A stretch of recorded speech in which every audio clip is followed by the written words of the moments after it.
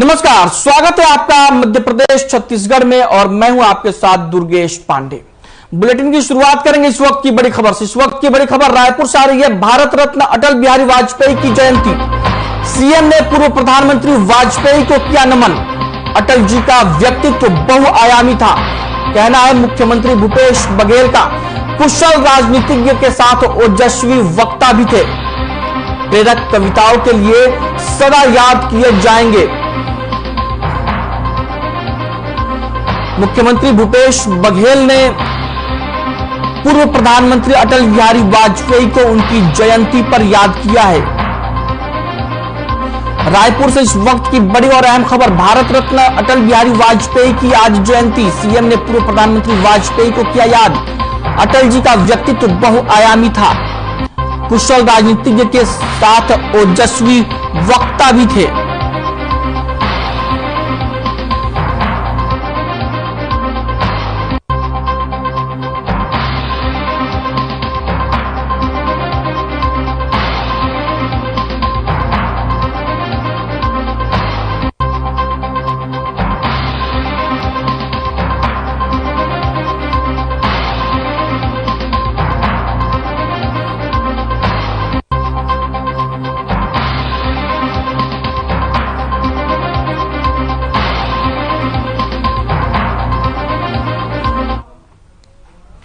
वही अखिल भारतीय कांग्रेस कमेटी की महासचिव और छत्तीसगढ़ कांग्रेस की प्रभारी कुमारी शैलजा छत्तीसगढ़ कांग्रेस प्रभारी का पद मिलने के बाद आज पहली बार रायपुर पहुंचेंगी। कुमारी शैलजा शाम के करीब 7:40 पर रायपुर एयरपोर्ट पहुंचेंगी, जहां कांग्रेसी कार्यकर्ता उनका भव्य स्वागत करेंगे। कुमारी शैलजा की स्वागत के लिए रायपुर एयरपोर्ट से कांग्रेस भवन तक 8 जगहों पर स्वागत पॉइंट बनाए गए हैं। कांग्रेस के नेता, पदाधिकारी और कार्यकर्ता सभी लोग उनके स्वागत के लिए एयरपोर्ट पहुंचेंगे। वहीं सोमवार को कुमारी शैलजा राजीव भवन में पार्टी की बैठक लेंगी और 27 दिसंबर मंगलवार को सुबह 9:10 पर नई दिल्ली के लिए रवाना होंगी।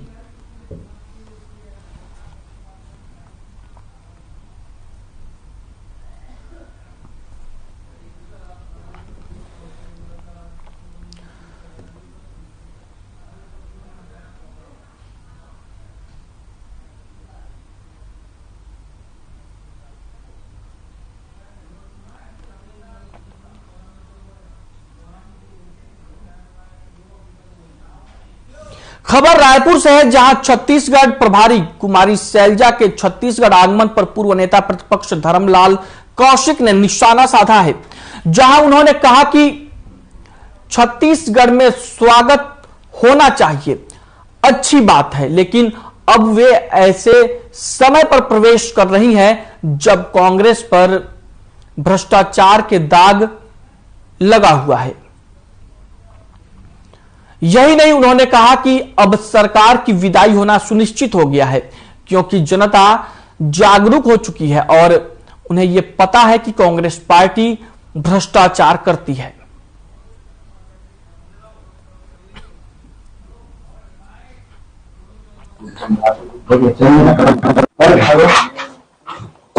अगर छत्तीसगढ़ में होना चाहिए, अतिथि देव की परंपरा है, हमारे आते तो हम भी करते हैं, वो आ रहे हैं तो वो भी करेंगे, लेकिन वो जमाना गया।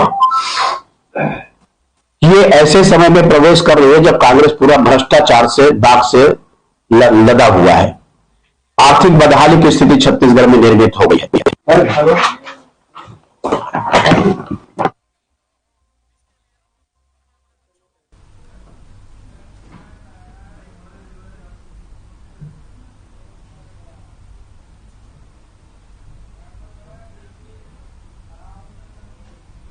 वहीं पूर्व नेता प्रतिपक्ष धर्मलाल कौशिक ने आरोप लगाया कि रमन सिंह सरकार में स्कूल खोले गए थे, उनमें कांग्रेस सरकार शिक्षक की भर्ती नहीं कर रही।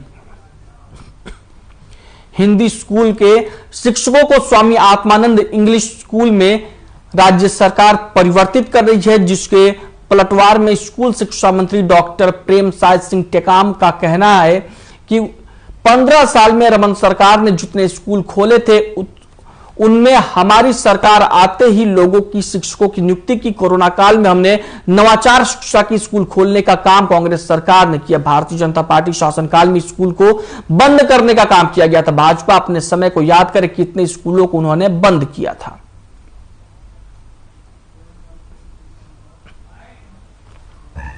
माननीय मुख्यमंत्री जो भारतीय जनता पार्टी जो स्कूल खोली अपने बुंदेलखंड में हमने खोला था, वहां पर भी शिक्षकों की भर्ती हमने की। हमने कोरोना काल में भी इतने कार्यक्रम नवाचार किए, चाहे पढ़ाई तो हर द्वार हो, चाहे आपका आंगन में शिक्षा हो, उल्टू के बोल हो, इसकी तारीफ सब तरफ हुई। तो कोरोना काल में भी अच्छा व्यवस्था किया और शिक्षकों की भर्ती करके जहां टीचर नहीं है वहां पर टीचर की व्यवस्था किया जाए। जो अभी भवन हमने निर्णय लिया है कि जो भवन रिपेयर लायक है, जो भवन में कहीं किसी की दिक्कत आ रही है तो उनको रिपेयर करने की व्यवस्था करनी पड़ेगी। स्कूल खोलने का काम तो हम लोगों ने किया है।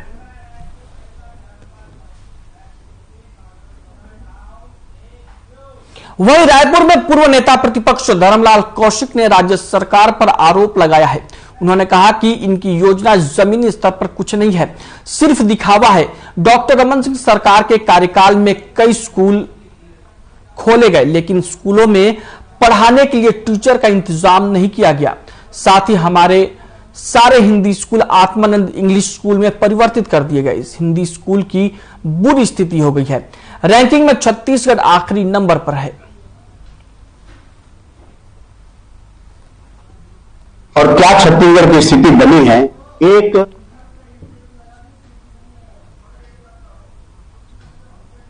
में आपके विज्ञापन में जमीन इनकी क्या योजना है छत्तीसगढ़ के सब जनता को मालूम है। वाहवाही लूटने के लिए कुछ कर सकते हैं। पिछले समय डॉक्टर रमन सिंह के सरकार के समय जो स्कूल खोले गए, आज वहां पर इनके पास पढ़ाने के लिए शिक्षक नहीं है। जो शिक्षक हम लोग नियुक्त किए थे उसको सबको स्वामी आत्मानंद में ले गए। हिंदी स्कूलों की इतनी बुरी स्थिति है कि हमारा रैंकिंग में छत्तीसगढ़ आखिरी नंबर पर है।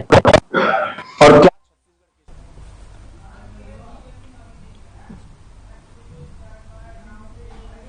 कांकेर जिले के पखांजूर नगर पंचायत में पार्षद पद के लिए भाजपा प्रत्याशी ने नामांकन दाखिल किया। वार्ड नंबर 13 से विंता मांझी ने निर्वाचन अधिकारी के सामने अपना नामांकन पत्र दाखिल किया और गौरतलब है कि यह वार्ड पार्षद की शासकीय नौकरी लगने के बाद से खाली हो गया था, जिसके लिए फिर से इस पद के लिए उपचुनाव करवाया जा रहा है। कांग्रेस और भाजपा ने के द्वारा अपने अपने उम्मीदवार खड़े किए गए हैं।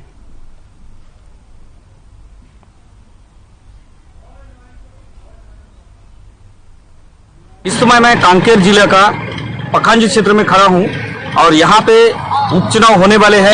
दोनों प्रत्याशियों की जीत की दावेदारी कर रही है। हमारे साथ अभी भारतीय जनता पार्टी की मंडल अध्यक्ष श्यामल मंडल जी साथ में है।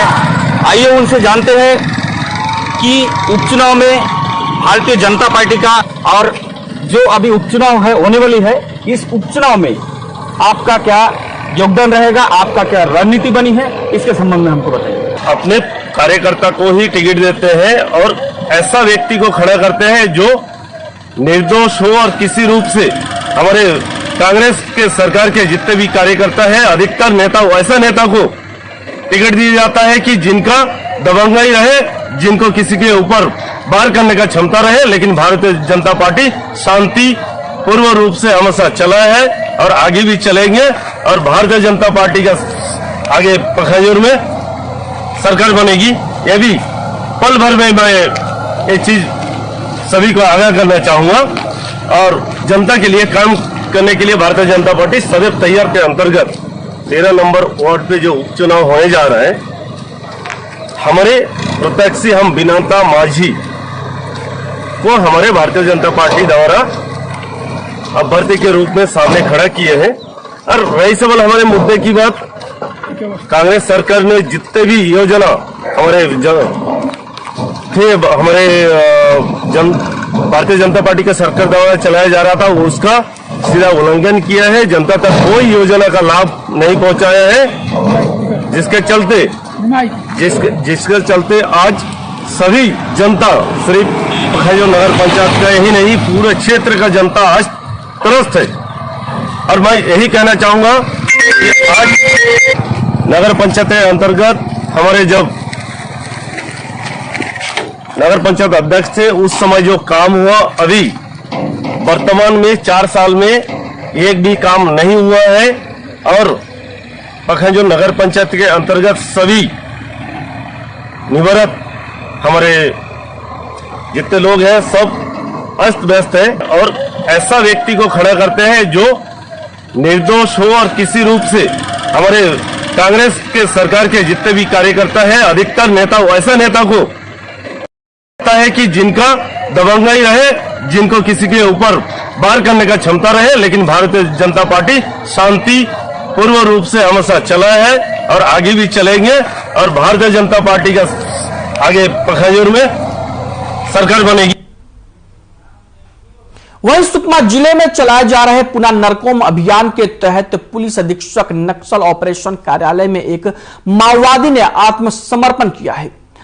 आपको बता दें कि यह नक्सली संगठन में 15 सालों से सक्रिय था। नक्सली माड़वी हुंगा थाना किष्टाराम क्षेत्र में सक्रिय था और आत्मसमर्पण उसने कर दिया है। कई सालों से यह नक्सली संगठन में शामिल था और एसपी सुनील शर्मा के समक्ष उसने हथियारी में समर्पण किया, बिना हथियार के समर्पण किया। और उप पुलिस महानिरीक्षक कोंटा रेंज की रेंज फील्ड टीम और 212 वाहिनी सीआरपीएफ का इसमें विशेष योगदान रहा है।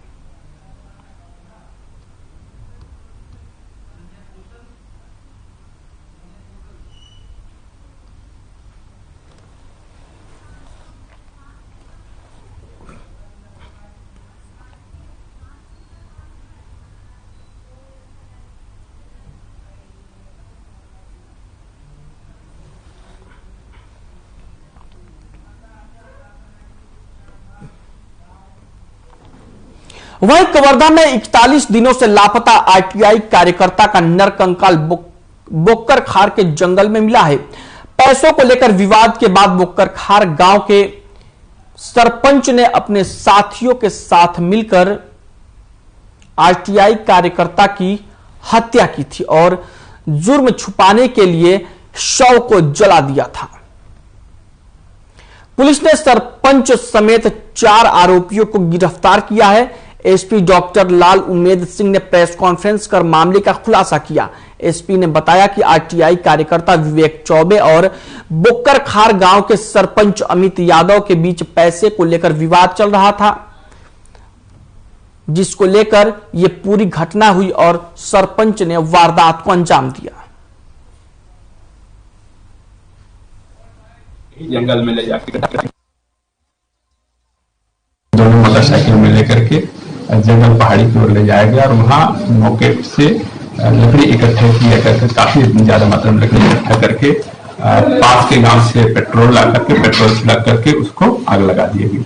जब पर्याप्त जल गए उसके बाद में वहां से आकर जो उसकी जो बाइक थी, बाइक को पहले जो इंजन वाला पार्ट था उसको जलाया गया, उसके 2-3 हिस्से में उसके टुकड़े किए गए, पेट्रोल टंकी को जलाया गया, बाद में एक गड्ढे में ले जाकर उसको बाइक को भी गाड़ दिया गया था।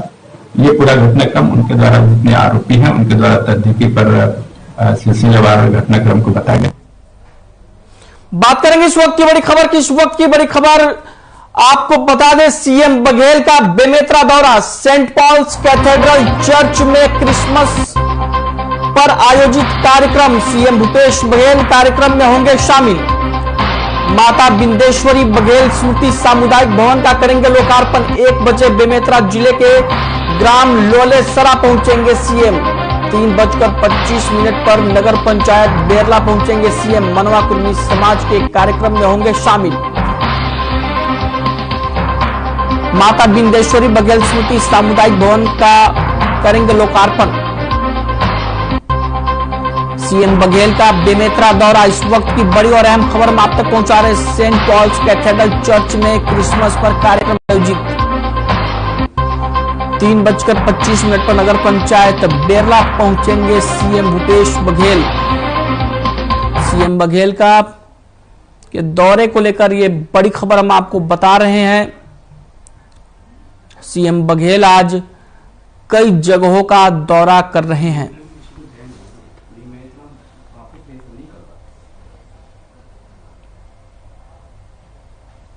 वहीं रायपुर से बीजापुर आ रही एक बस अनियंत्रित होकर दुर्घटनाग्रस्त हो गई। हादसे में बस में सवार 3 यात्रियों की मौके पर ही मौत हो गई। आपको बता दें कि बंगापाल के पास नेशनल हाईवे पर बस दुर्घटनाग्रस्त हो गई और हादसे की जानकारी मिलने पर पुलिस मौके पर पहुंची। आगे की कार्रवाई की जा रही है। साथ ही विधायक विक्रम मंडावी भी घटनास्थल पर मौजूद हैं और हादसे का जायजा ले रहे हैं।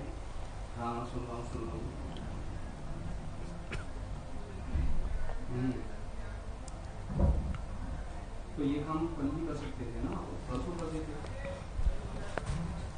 यानी कहते हैं तुमने कहते अपने बीच में जो डीलर हैं बीच में। तस्वीरें आप देख सकते हैं अपनी टीवी स्क्रीन पर किस तरीके से बस हादसा हुआ है। यह अनियंत्रित होकर बस पलट गई और हादसे में 3 यात्रियों की मौत हो गई। विधायक विक्रम मंडावी ने भी घटनास्थल का दौरा किया और वहां पर हालात का जायजा लिया।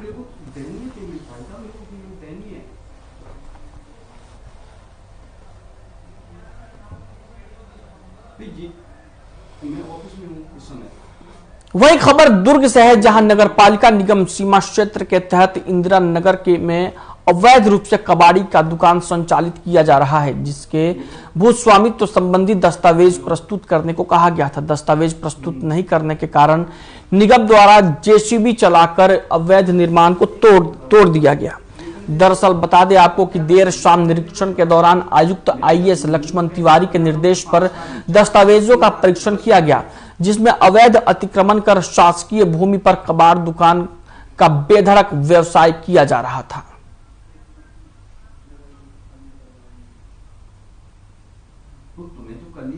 कल परसों क्या तुम इतने दिन से चिल्ला रहा हूँ, उतने दिन से तुम्हें मिलना चाहिए ना जाके, ये ऐसे कहानी हो रही है। अब ये फिर कोई एक चीज बताओ, फिर कोई कहानी होगी ना कि सुबह का मैं बंदे को क्या बोलूंगा उसको। खबर जगदलपुर से है, जहां शहर के कुम्हारपारा में एक व्यापारी की संदिग्ध परिस्थितियों में मौत हो गई। वहीं इस घटना के बाद क्षेत्र में तनाव का माहौल बन गया।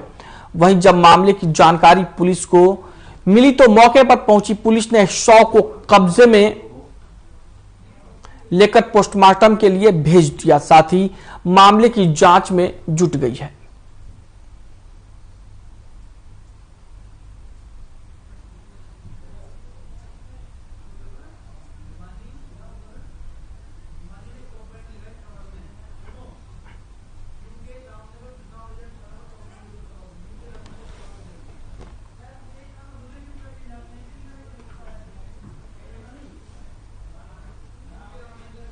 दुर्ग के खालसा पब्लिक स्कूल में स्पोर्ट्स डे का आज समापन किया गया, जिसमें छात्रों ने बढ़ चढ़कर हिस्सा लिया और अपनी प्रतिभाओं को पेश करते हुए प्रथम, द्वितीय, तृतीय स्थान प्राप्त कर स्कूल और अपने टीचर्स और पेरेंट्स का नाम रोशन किया।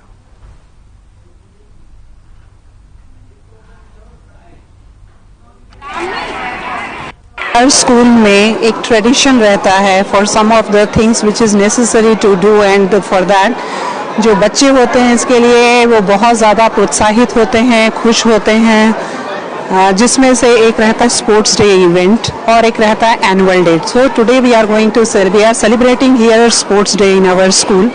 और जैसा सब जानते हैं कि 2 सालों के बाद में कोविड के दौरान कोई भी किसी भी तरीके के प्रोग्राम्स नहीं हो पा रहे थे, और 2 सालों के पश्चात आज sports day celebration Khalsa public higher secondary school Durg कर रहा है। अभी हमें स्कूल चालू हुए 43 ईयर हो गए, हम हर साल इसको मनाते हैं।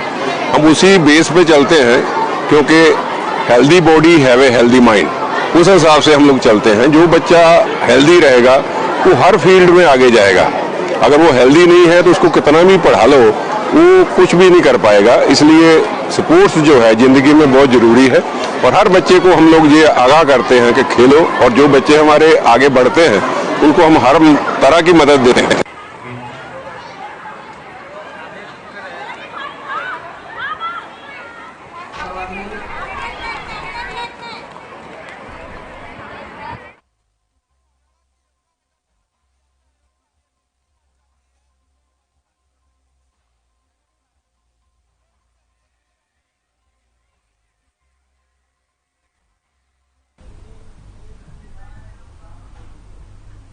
बात करेंगे इस वक्त की बड़ी खबर की। इस वक्त की बड़ी खबर दुर्ग से आ रही है। राशन विक्रेता संघ की प्रदेश इकाई की हुई बैठक। बैठक में शासकीय राशन दुकानदार विक्रेता हुए शामिल। विक्रेता संघ के जिलाध्यक्ष बने कुणाल तिवारी। विक्रेताओं ने किया कुणाल तिवारी का स्वागत। दुर्ग से इस वक्त की बड़ी और अहम खबर। बैठक में शासकीय राशन दुकान विक्रेता संघ के जिलाध्यक्ष बने कुणाल तिवारी। विक्रेताओं ने किया कुणाल तिवारी का स्वागत। राशन विक्रेता संघ प्रदेश इकाई की हुई बैठक। विक्रेता संघ के जिलाध्यक्ष बने कुणाल तिवारी। विक्रेताओं ने किया कुणाल तिवारी का स्वागत। बैठक में शासकीय राशन दुकान विक्रेता संघ।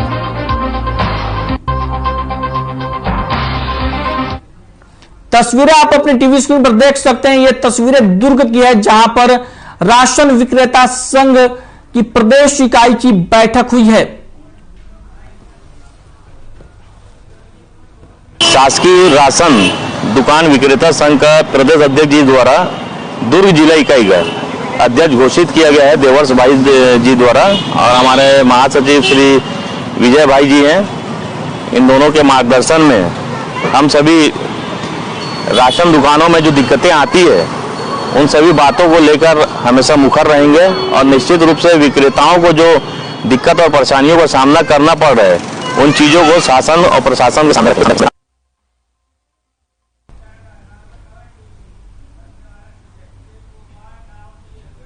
खबर दंतेवाड़ा से, जहां नकुलनार गांव में वीर शिरोमणि महाराणा प्रताप की स्मृति में क्रिकेट टूर्नामेंट का आयोजन किया गया, जिसमें पहला पुरस्कार 51,000 रुपए रखा गया। साथ ही दूसरा पुरस्कार 25,000 रुपए और तीसरे पुरस्कार की राशि 11,000 रुपए थी। आपको बता दें कि यह प्रतियोगिता 24 दिसंबर से शुरू हुई, जो 31 दिसंबर तक चलेगी, जिसमें कुल 24 टीमें हिस्सा ले रही हैं।